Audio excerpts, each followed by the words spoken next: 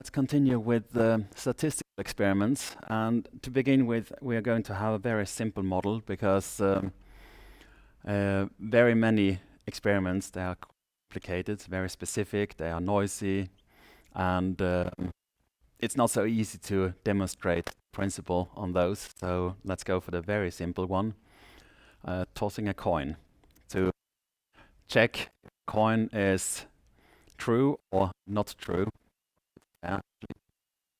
You can do different experiments based on that. You can, for example, flip the coin 10 times and maybe even ask another one to flip it 10 times, and then it's a question, is this the same as 20 flips?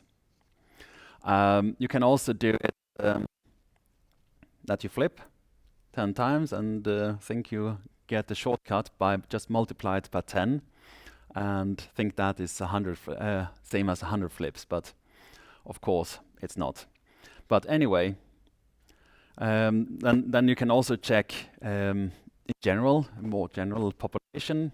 So 10 of these coins, you want to know which of the coins are fair and how you can prove that. So there is already here a lot of basic questions, how you plan your experiment in order to tell if there are deviations from your hypothesis or not. And with the experiment with the magic coin, we say that each coin represents a stochastic variable. That is there's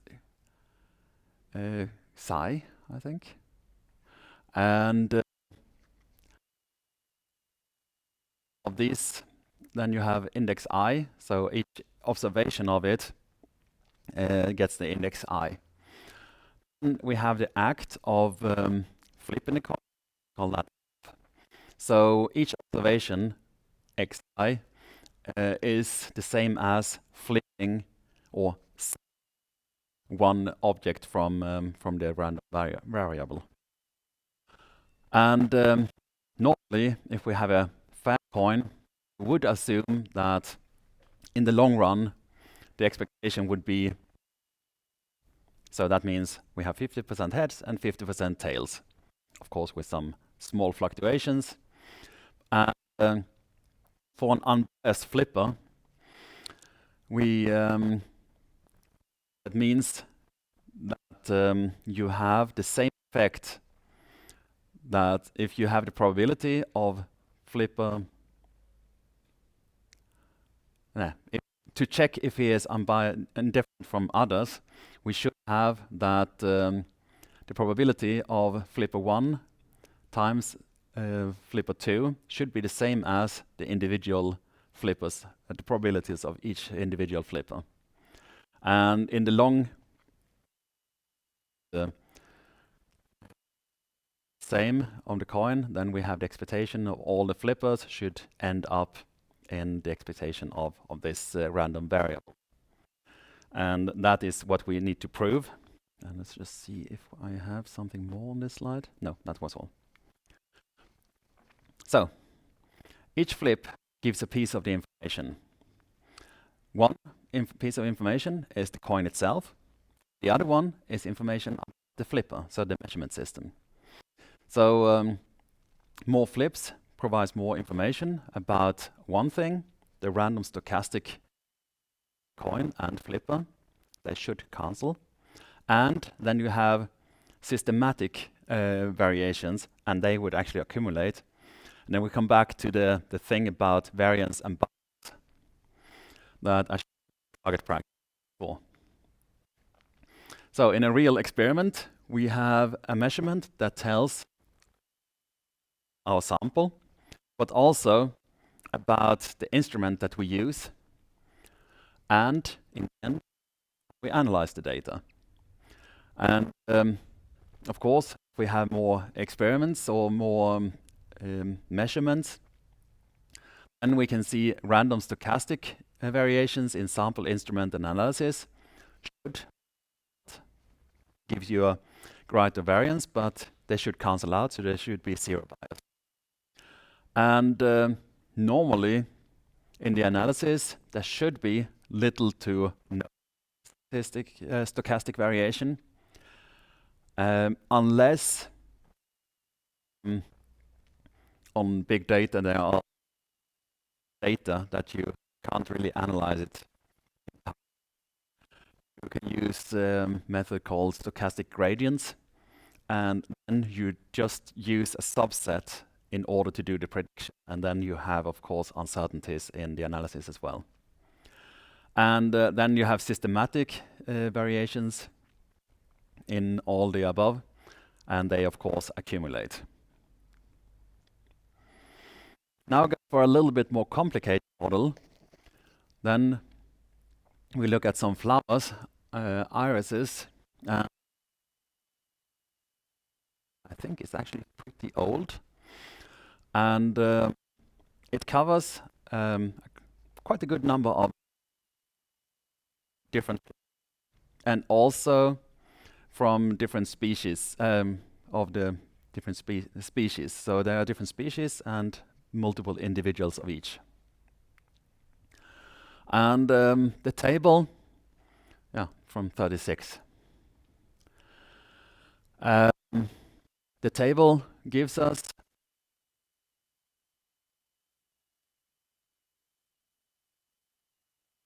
name of the species. So this is all loaded into our data. And now we can use the pair plot from C1 in order to see how the different variables vary between them. Again, have just the histogram of each variable along the diagonal, and then how it pairs up with different variables in the table. And the blue one often actually moving out from the other ones, but that could actually even be seen in just looking at this variable, but it's generally actually shown in all of these. And now we want to look at correlation coefficients and actually intra-class correlation coefficients to see how similar objects in a group are and how similar they are between the groups. So from that we can get the group similarity, and that means with low group similarity we have overlapping histograms, and it's much harder to separate. If we have high group similarity, then the histograms are separated and easier to separate. So going back into this, you can see that you have low class similarity here, here, and high between those two and that one. That variable is much harder to separate. And now let's look at an example of low group similarity, and that would be the sepal length, is the green leaves on the flower that actually cover the flower bud before it's ripe, and the petals are the beautiful, colorful leaves on the flower. And here you can see that it's quite hard to separate them. You have more or less average around the same value. And if we look at the petals instead, you can see they are quite well separated. Okay, there is some overlap here, but this one is clearly separated from the other ones. To put number of this fuzzy description, use the intra-class correlation coefficient, which is described by this ratio here. And what we have is the among groups or classes. So that is the deviation of the averages of each group, and that's squared. Then we have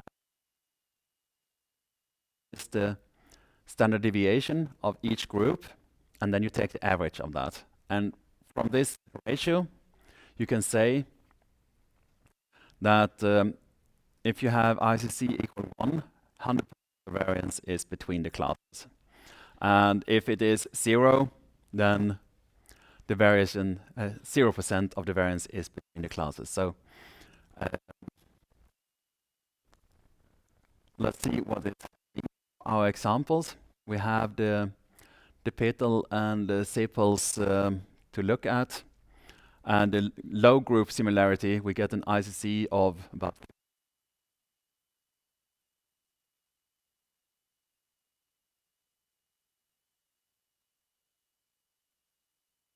this number tells already in the analysis how well we can separate our classes in our analysis.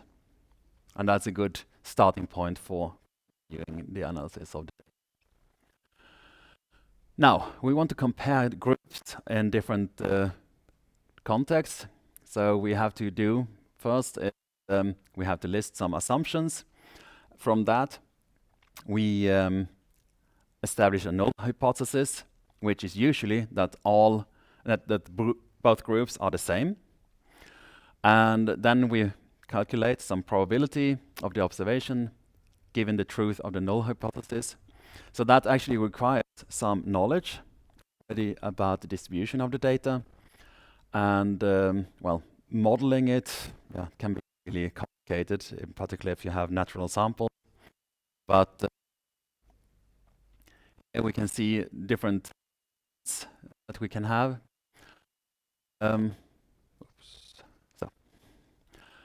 So we have the truth in the population. So, and here we have the true case where we have some probability that we have correct, or that we do a type 1 error, that we reject the null hypothesis when it's actually true. And then we have type 2 errors where we keep the null hypothesis even though it is false. So it actually comes back a little bit to the confusion matrix again, but labels in it. And alpha and beta are the probabilities of type 1 errors and type 2 errors, respectively. And that can be found more information about in that. And now we come back to the coin again. I've got this coin from the magic shop, and our assumptions are we flip the coin and do some observations. So we flip it correctly and independently, and this coin should be invariant and have the same expected value. Hypothesis in this case is that the coin should actually give equally many heads and tails, so the probability is 0.5. And now we can compute the likelihood for given that, and that can be done.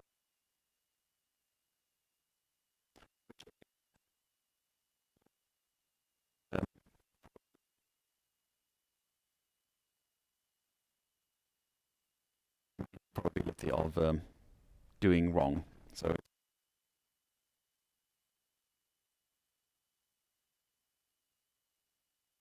typically what we go for is something like 0.5, and that should be good. Let's see, I think, no, there is not.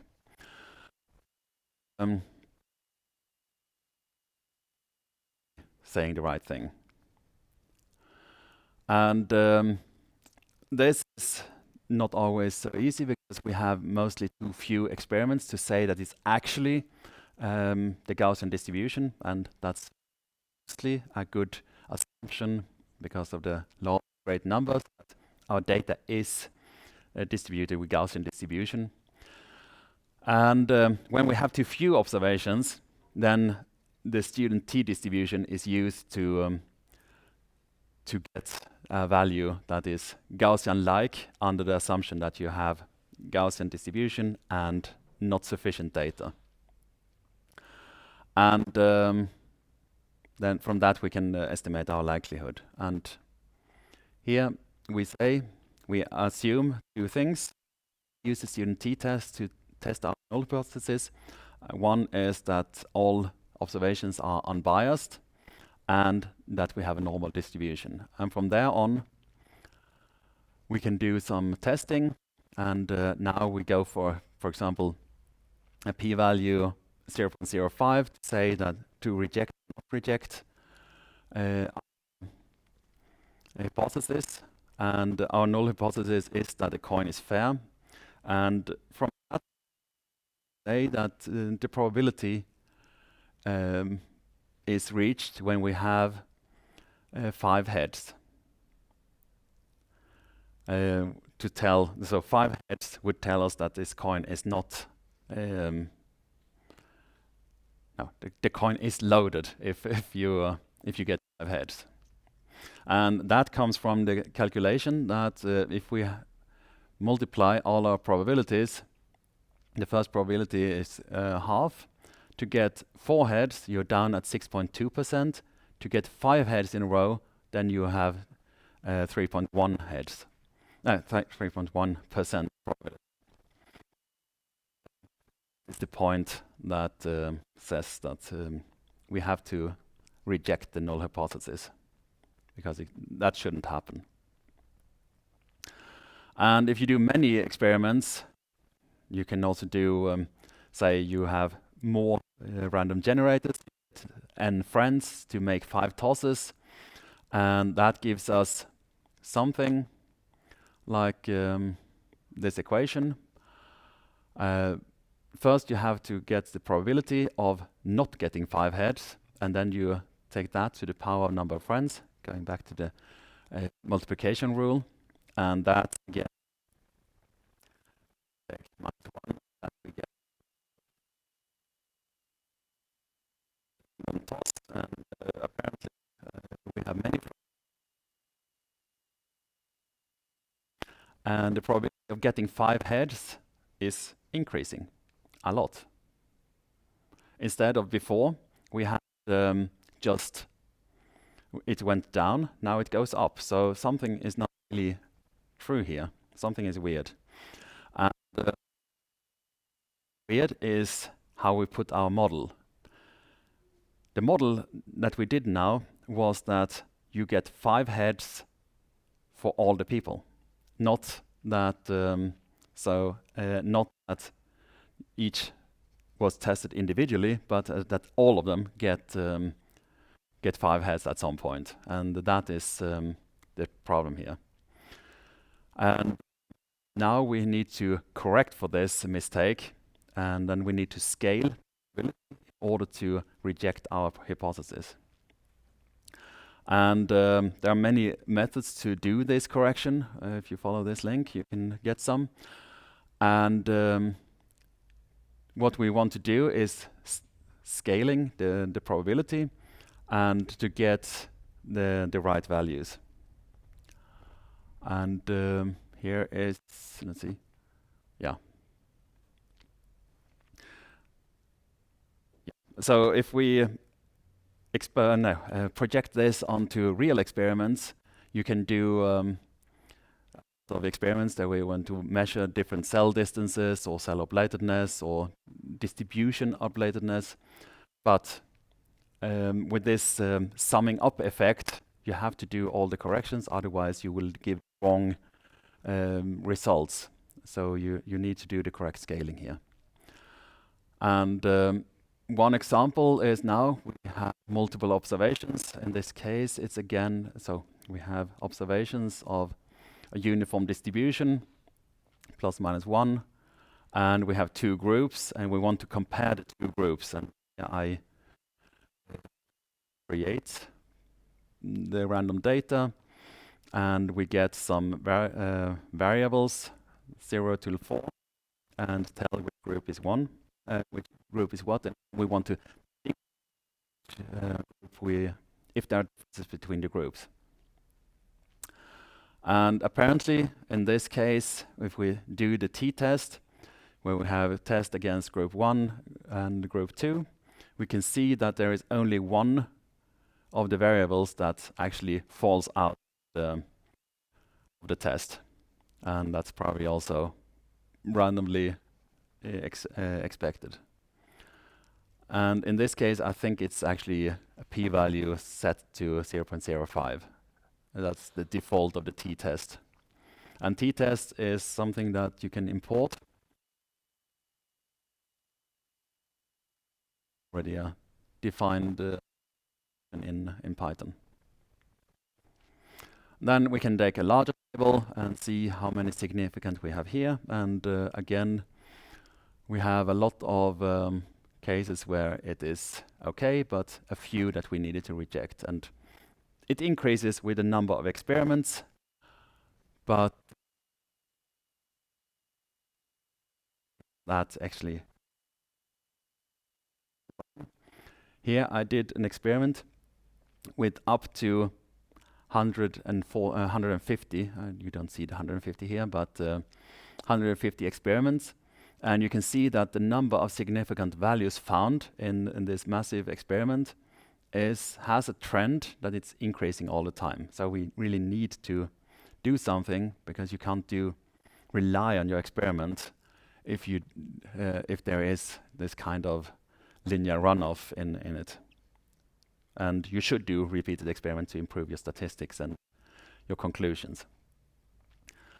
Here's another way of visualizing it with the help of box plots. It's maybe a little bit easier to interpret than this scattered cloud. Oops, wrong way. And now we can look at the bias correction.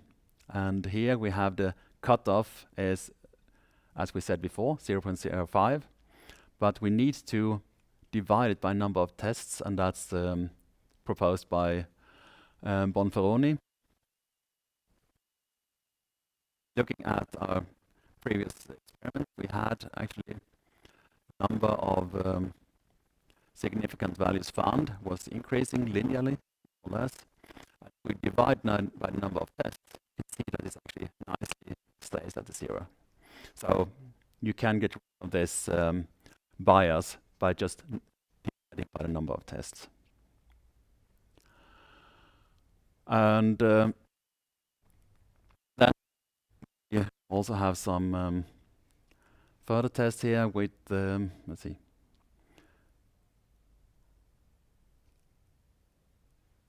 How was this one? That was the thing. So if we have an experiment where we shift only one deviation, shift the average value one standard deviation, and then you get two curves, and then we see what happens if we have many variables of this kind. So we have n variables, and one is shifted by one standard deviation.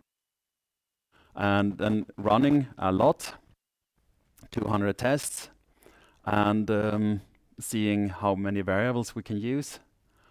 And here we have 1 variable, 18 variables, 35 variables, up to 87 variables. And what we do is we compute the p-value test for each value. And you can see that it's starting to getting more and more confused the more variables you have. And in the beginning, it was easily selected that you had some that fall out, but most not. And with increasing number, you get more and more and more that falls over this 0.5 threshold. So that shows that you need to do some scaling.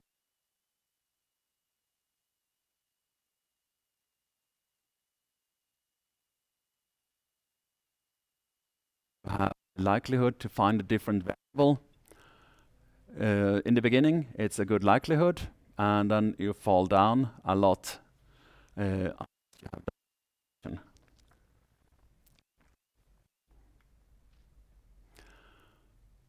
So leaving the statistics now and looking more into the parameters of our analysis. When we do our analysis, which is parameterized in some way, we have that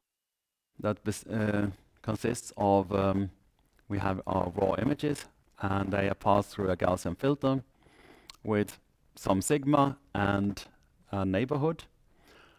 This image, the filtered image, is then thresholded at level 100. And from there, we want to do a thickness analysis and a shape analysis. And here we have three parameters that we control in the analysis. That is, two are related to the filter and one is to the threshold. And we do a parameter sweep to see what happens if we change the threshold, what happens to the volume, for example. You can see that it's quite constant.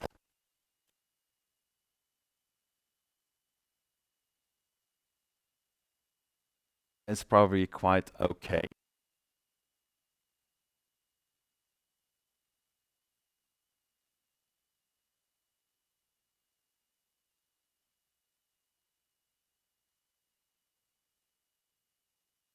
Again. So this parameter, you have a good value in this analysis. And this is now, right now, the choices of this interval was actually qualitative. So just looking at the histogram or something, saying, okay, go from there to there. But we can do a good sweep between the variables. And then it's a question if it's always the same. A different way is to look at violin plots. So that is a different way of looking at that one. That's a little bit, that's difficult to really give a good idea, get a good idea how the data is distributed. And the violin plot is essentially the abstraction of plotting a histogram in this direction. And then they did it double-sided, so it looks nicer. Another value that we can look at is the orientation, and it's like more threshold sensitive, because you can see that here you have some more on the negative side, and then it goes up here to a minimum, and then it goes away again. So there is a clear correlation between the threshold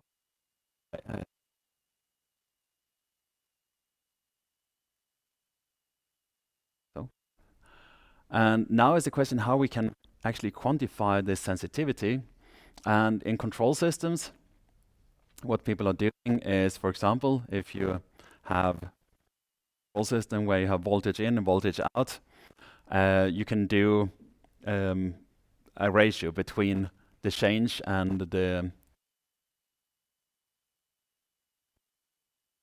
This is not so easy, because what you can have is that you have a threshold in the unit of intensity of some kind, and the measure is, for example, a volume, and that is in cubic meter. So the sensitivity is not unitless, but it's volume per intensity, which is quite a weird value to. So what we do is that we look at a different ratio where we have the maximum of the ratio of the metric minus the minimum of the metric divided by the average metric. And with that, we can get nice sensitivity curves. So looking at real measurements, here we can look at the magnitude and slope. And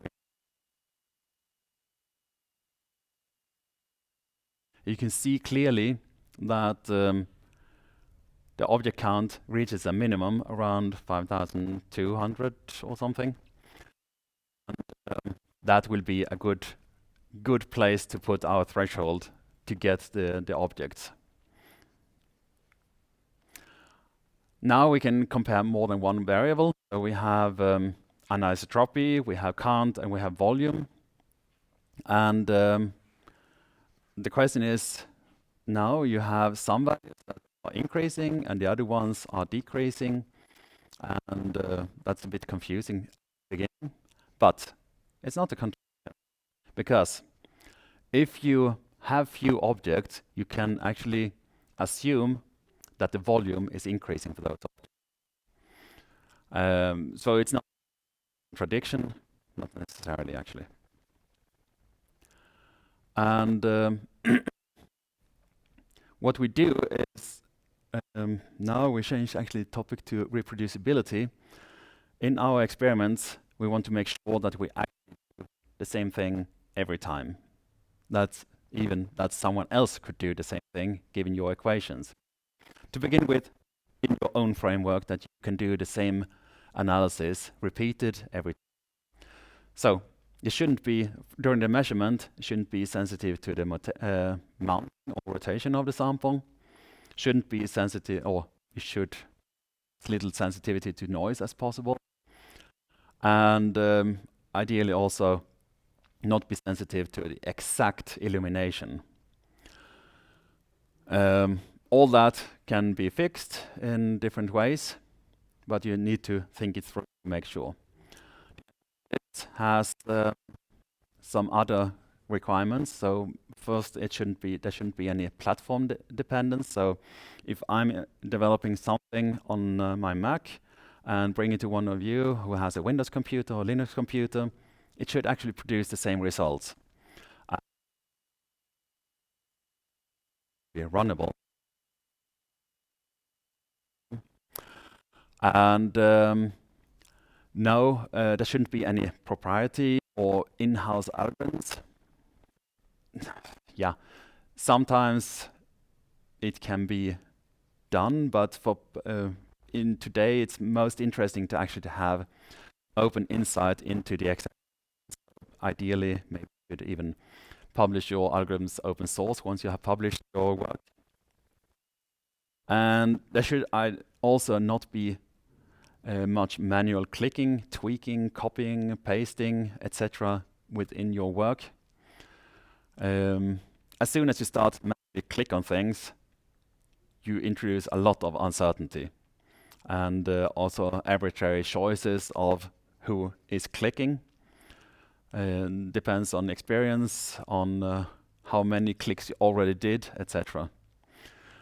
And there should also be a single script, like an do-all script on the top, doing the whole analysis, that maybe call different subscripts, but so you have a clear recipe showing the whole workflow.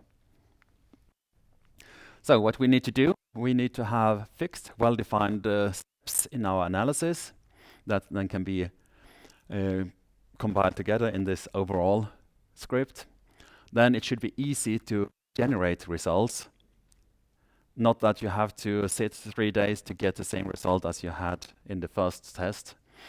In particular, if you do some iterative development, maybe with your supervisor, talking, okay, this was not the right thing, and you need to do something else, then you shouldn't have to do too much manual work again. Of course, there shouldn't be any magic in your code.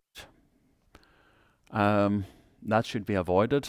There are lots of very strange algorithms out there, and they should be quite clear, well described. The parameters in the algorithm should also be quite obvious, ideally. And finally, something that is often forgotten, representation. You don't know what you did 2 weeks ago. Assume that. Because in your code, you write stuff, it's a prototypic code, and you finally get your result. You're happy. But if you want to use it again in 2 weeks or in 2 months or in 2 years, you don't know what you did. You don't know exactly what each parameter meant, which parameter you needed, or why you needed. And there you have the documentation, which is very important. It makes it also easier to distribute your work together in your team and with your collaborators, or maybe even someone using your open source code. And the idea and the advantage of having the discipline, the workflow, is that processing 100 samples is more or less the same effort as processing a single one.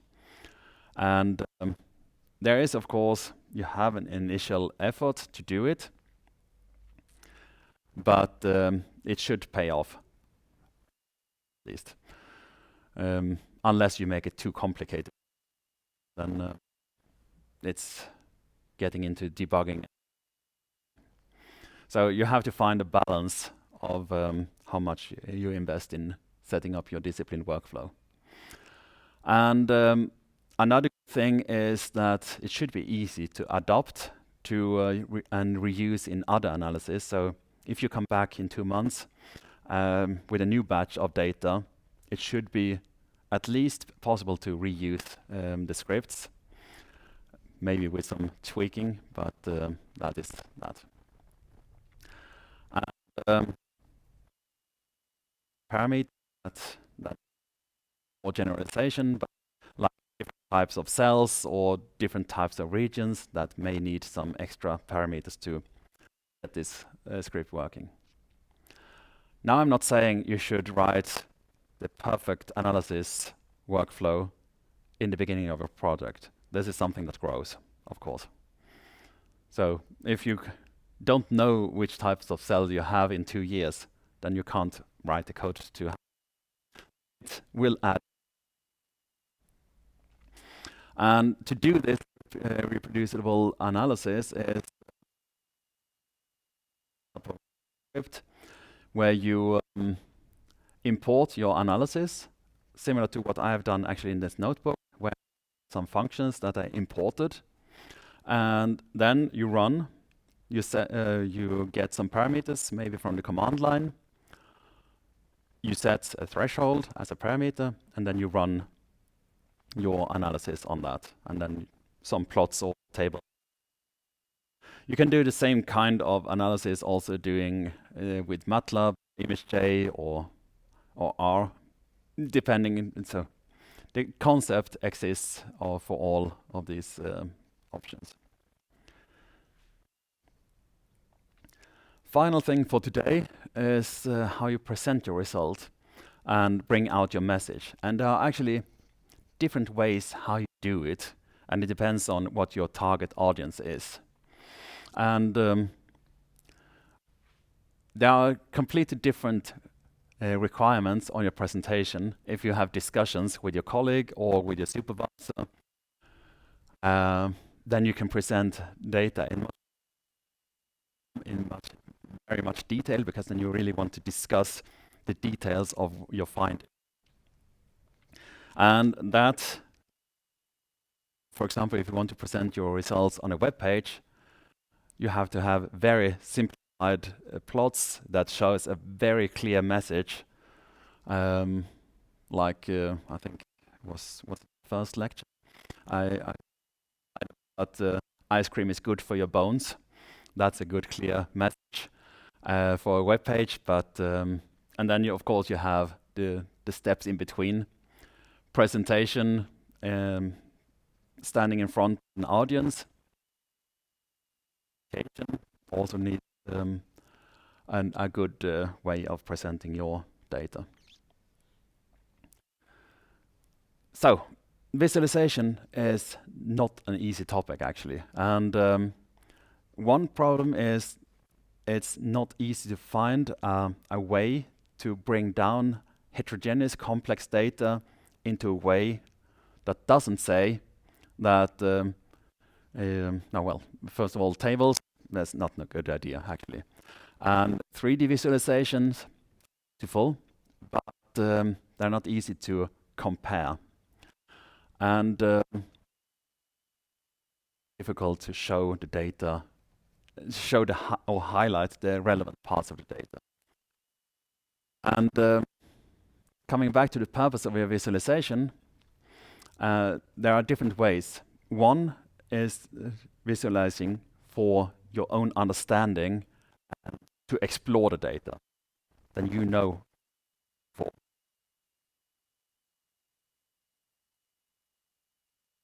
is going on.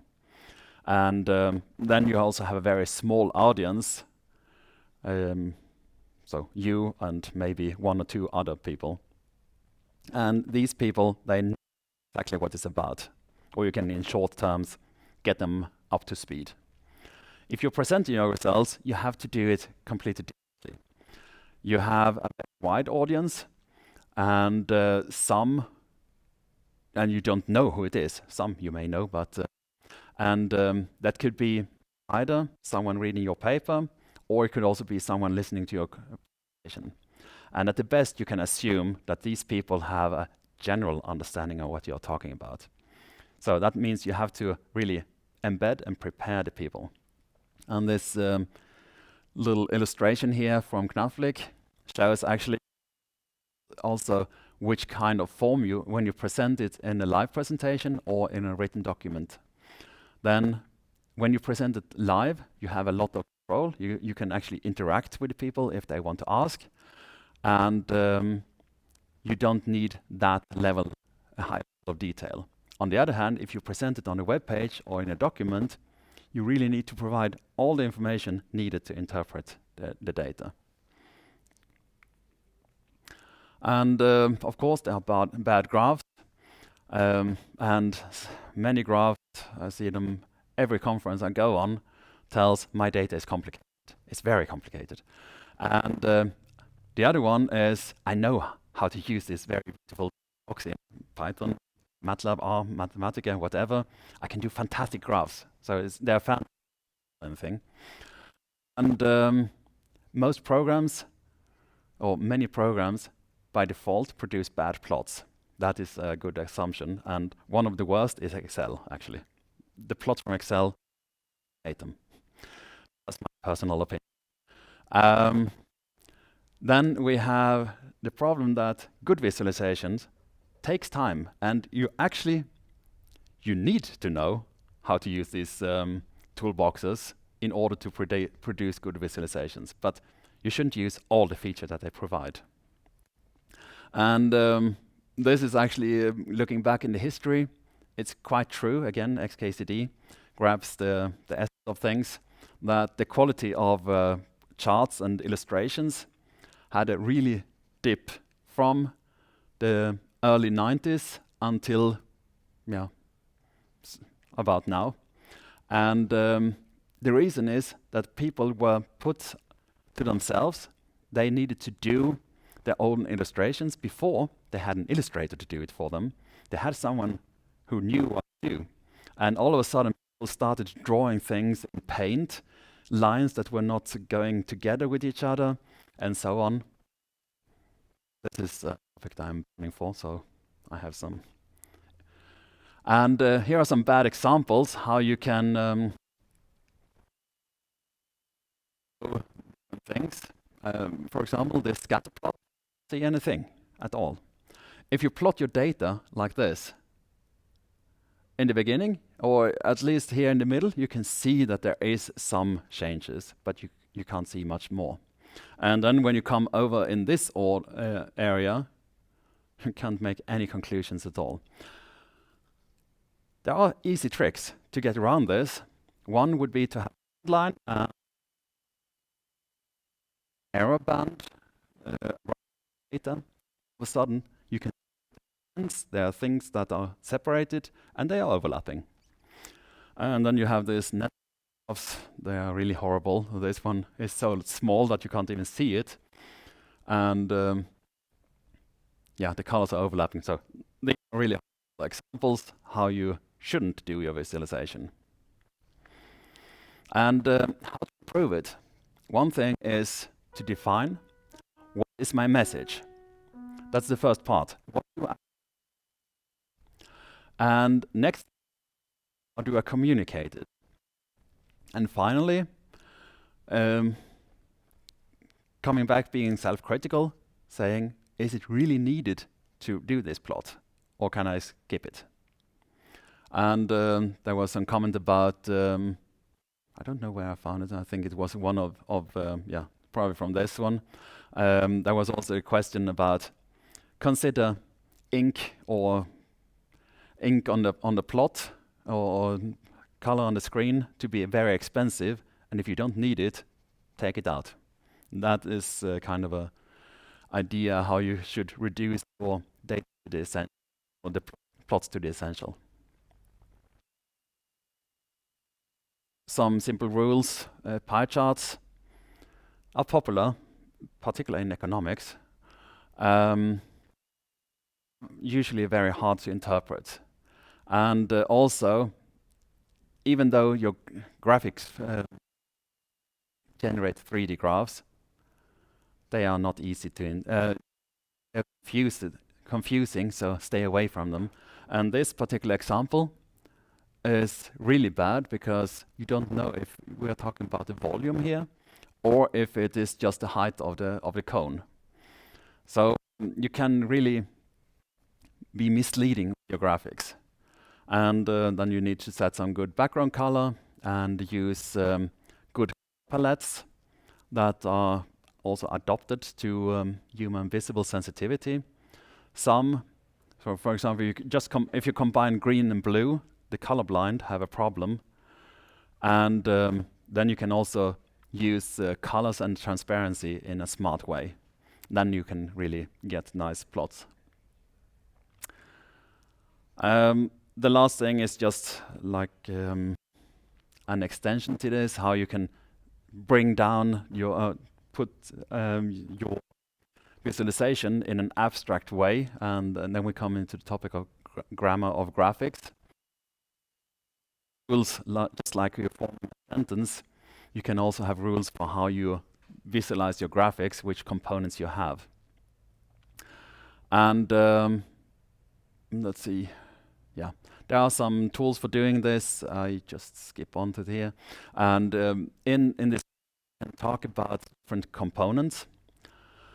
One is the data mapping, which variables you want to show, which points are plotted, how to put the axis and coordinates, and finally you also have labels and annotation. And here is important, if you have images, you should have a color bar, you should also have a scale bar in your images to give people an idea what they are interpreting at all in the data. And yeah, that comes here. And then you can also look into color maps. Here's a guy who did some decision tree about which color maps to use and under which conditions. So if you're interested in color maps, this is interesting reading. And what? Then I need to. And then with the help of a package called Plot9, you can actually put your data into these grammar terms. If you want to work in this way or not, I usually work with just matplotlib and get a basic plot with the data mapping, and then you say how you want to show the data points. And there are many ways of doing this, so you just add on more and more of these grammatical components. If you have points, you want to do some smoothing on the data, you want to have labels, and you want to put some graphic theme on it. And finally, yeah, there are some different ways of showing this data. Again, so just a little bit of a gallery, how you can produce it all the time.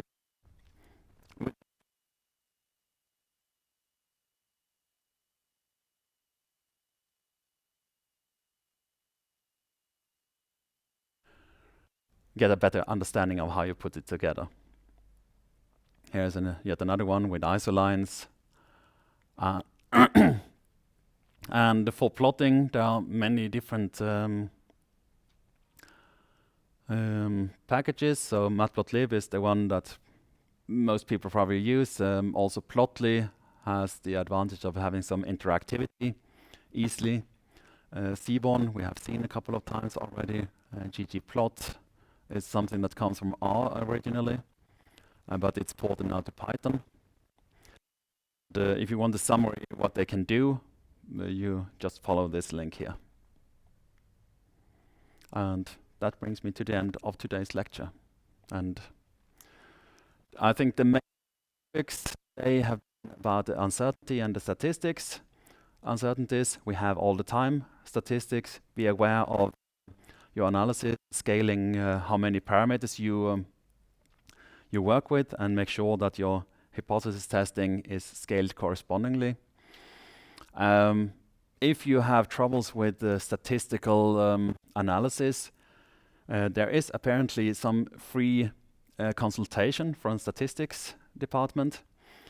At least to get you to the starting point. Of course, if you want to have a heavy analysis, then you have to start a collaboration somehow, but you can at least get some hints on where to go.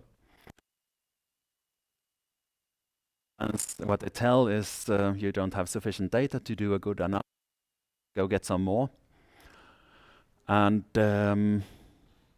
yeah, and then visualization, it's kind of how you present and crowning your investigation. And for that, you can use fits your workflow. I myself work with matplotlib mainly, and that is what I have worked into. But there are many others alternatives. And that was all. Thank you.